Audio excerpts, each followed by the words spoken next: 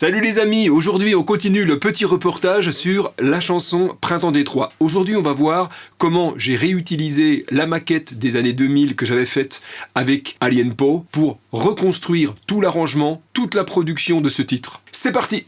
Voilà, l'idée c'était de repartir de la maquette d'Alien Poe qui avait été enregistrée à l'époque en live, c'est-à-dire qu'on avait enregistré tous les instruments ensemble, on jouait tous ensemble en même temps.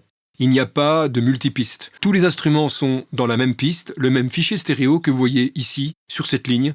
Voilà ce que je vous sélectionne ici. Et étant donné qu'on a enregistré en live à l'époque, et on jouait pas sur un clic, on jouait vraiment comme ça au feeling, forcément, sur un morceau de 3 minutes de long, ça fluctue un peu au niveau du tempo. Or, quand on travaille en home studio, qu'on doit recréer soi-même une partie batterie et tous les instruments, il est très recommandé que le tempo soit bien défini. J'ai donc recalé le morceau d'Alien Poe sur le tempo.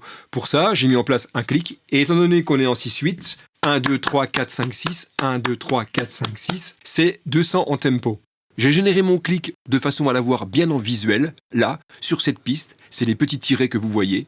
Ainsi, j'ai retravaillé le fichier complètement pour faire du time stretch, c'est-à-dire étendre, raccourcir les endroits où ça accélère ou ralentit un peu pour me remettre parfaitement sur le clic. Voilà ce que ça donne.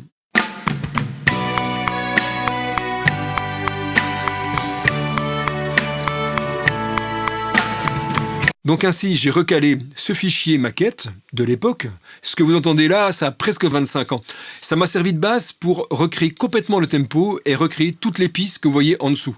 Instruments, basse, voix, batterie, guitare rythmique et clavier. Si je reviens là-haut, pour retravailler particulièrement la batterie. Comme pour tout mon album, je suis parti d'une batterie virtuelle qui s'appelle MT Power Drum Kit 2.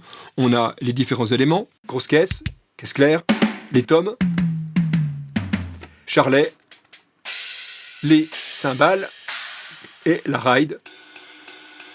Voilà, avec tout ça, on peut reconstruire et en utilisant les bons effets de reverb, de compression, d'équalisation, on peut se rapprocher de ce que donne une vraie batterie. Mais c'est pas encore le son le plus difficile pour avoir un bon rendu.